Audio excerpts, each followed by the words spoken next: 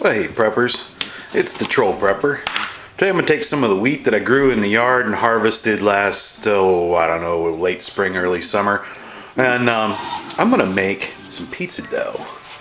And I'm not using 100% wheat. I think kind of the ratio's about, well, I don't know if it's half to half, but we'll give it a look. Anyway, so grab a cup of kernels. I'm going to dump it into my, oops, I'm going to make a mess while I do it too. Dump it into my wheat grinder. Oops, got a couple of kernels fell into the bowl. That's not good. Making some flour.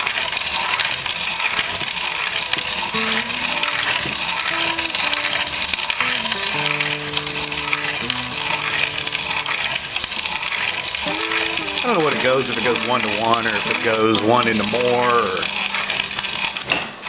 more into less space. This does take a while, I gotta tell you. Engineer 775 had it right when he put it on a bicycle. I'm back. Anyway, went ahead and finished grinding here, and we got a cup and a half out of it. That ain't bad, man. It's about what I remembered. That is hard winter wheat, red winter wheat. So I'm gonna mix this half and half with just regular all-purpose flour for my pizza making endeavors. So anyway, let's just get that out of the way here.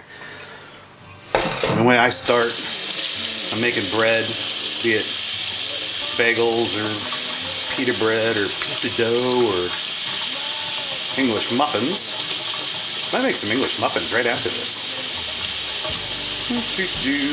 Get some hot water.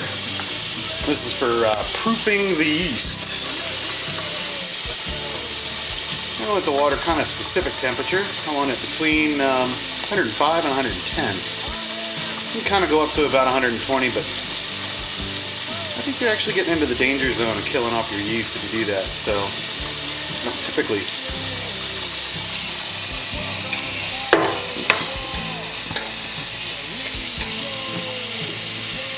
seems a little wasteful. Probably is. Fill a whole sink. But I'm running the water down the drain while I'm heating it up anyway. Now it's already up over 100. The theory here is that the glass that I'm using will cool down slower if it's sitting in a hot bath. Now what I want here is a cup.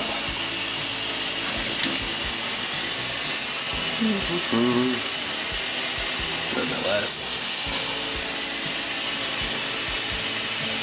Alright. Cool. Shut that off. Now I got our measuring spoon out here. Let's go get some sugar. Oh, that's beans. There we go. Get a big fat tablespoon of sugar. And we dump it in our deal. I stir that around until it's fully dissolved. Looks good. I grab the teaspoon and I go into my bulk yeast. I do a couple. This stuff is so cheap if you buy it in bulk. No point skimping, right?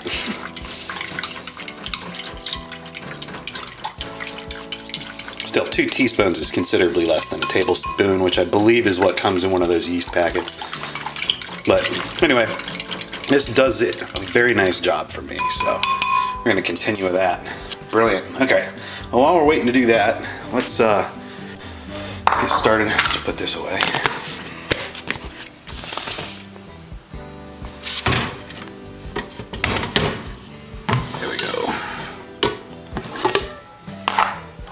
Alright, so I got a cup and a half of my homegrown red winter wheat. Now I need a cup and a half of all-purpose flour, which I keep in that big tub right there. So.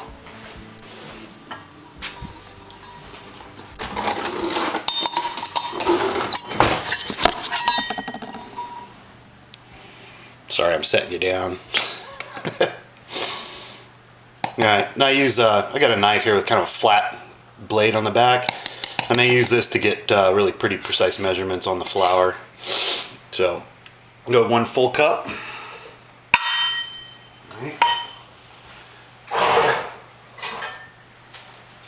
And 1 full half cup. For a total of 3 cups of flour. Cool. Now, where are we going? We're going over here. We're going to grab some salt. How much salt do I want? I want a couple of teaspoons of salt. So, I'm going to do this. How's that look? Yeah, pretty good. Okay.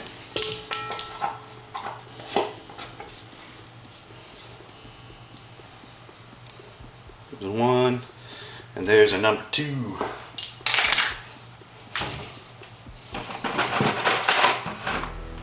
And I just give it a dry mix. So all that flour is evenly distributed, the 2 different types, and the salt.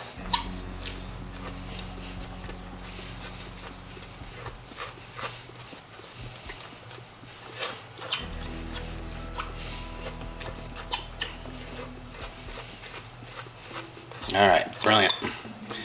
The reason I put all-purpose flour in there is that that hard red winter wheat does not contain a lot of what you would call gluten, which is what ties it all together. So anyway, the all-purpose flour does. So this will be less glutinous than most of the pizza dough I normally make, because I normally just use the big sack of flour that I bought at Walmart. 25 pounds goes a long way, but I've been wanting to use up some of this wheat I grew, so. Cool. All right. Now we just wait for our yeast to proof. Takes 5-10 minutes. It's already getting going, but what we wanted to do is, you know, get on up here a ways with the bubbles. So I'm gonna cut out and see you in a few. All right. It's only been a few more minutes, but that's plenty fluffy. Remember, there's only a cup of water in there. All right. So now we just dump it in. Typically, I'll get a little extra water on hand. Just enough. Just a little bit. Alright, and we lower this down and quote-unquote lock it into place, because my lock doesn't really work. No, it doesn't actually work there.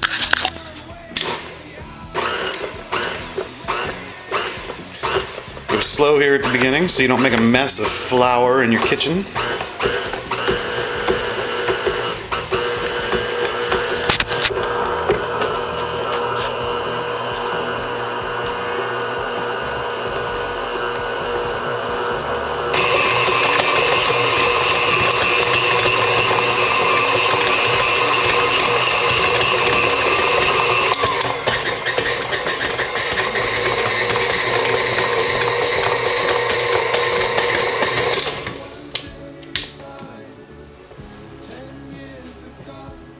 Sturdy dough.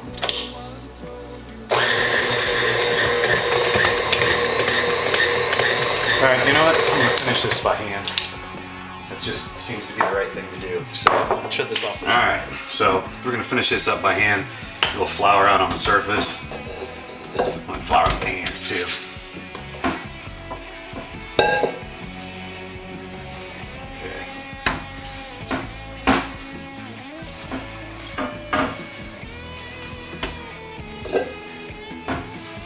Just didn't seem like it was quite right in that dish. Maybe it's just acting differently because of the wheat, and it's just fine. But anyway, if I do it this way, I at least know I'm kneading it properly. Alright, now I do this for about 5-6 minutes, even though I've done quite a bit of kneading in there. Let me go ahead and give it the full 5. Get the timer going here in the background. So I'm just gonna clip forward. You don't have to sit through all of this.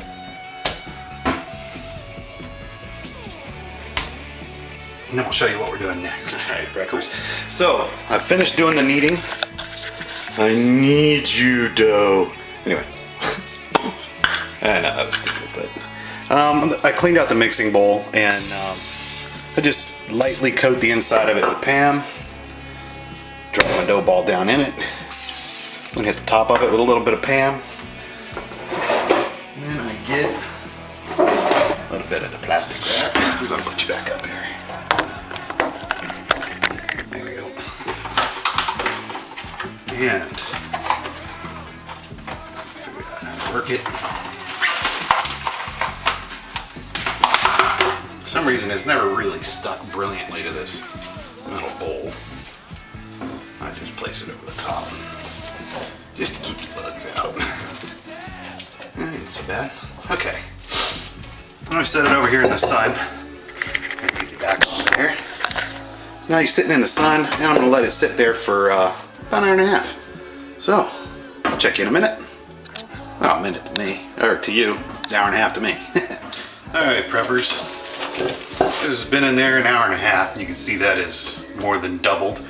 With pizza dough, I don't re-knead the bread. I do with most other types of breads.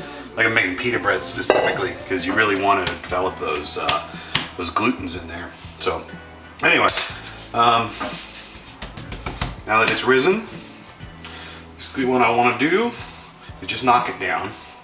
I'm gonna lop it in half. Because on a single pizza, I only use half of it. Alright, so it's only 1.5 cups. On the other one, I'll stick in a Ziploc and stick it in the fridge.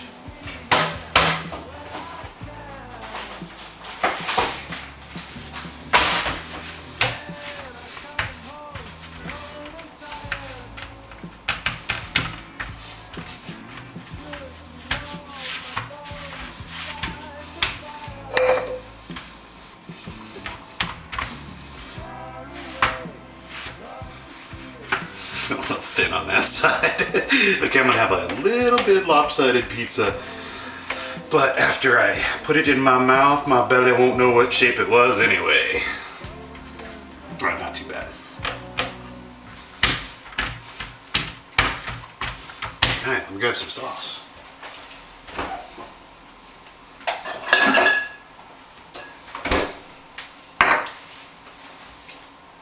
I got this spoon. I can use that. Alright. That look about right.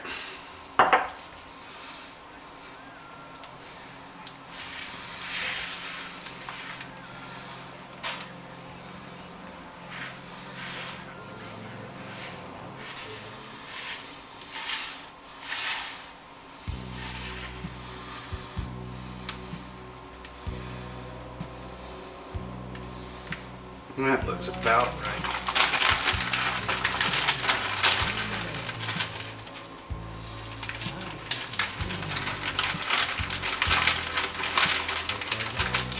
Jeez, it really is sticky.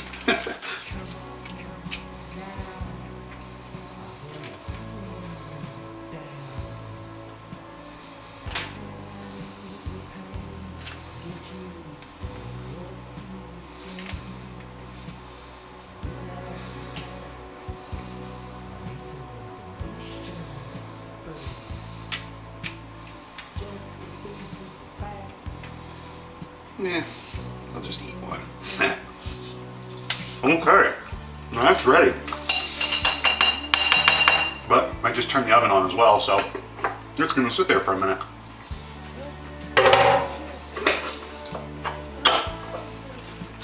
I got the oven up to 550, and actually the temperature on the pizza stone is significantly higher. So the pizza is going in the oven.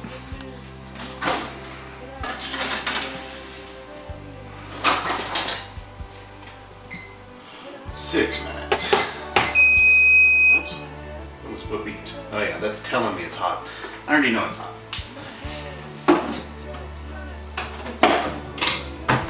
C in 6? Alright, timer just went off, so out she comes. That looks just about right.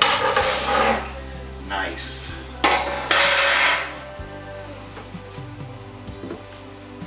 From wheat berries grown in the yard to pizza. Yummy.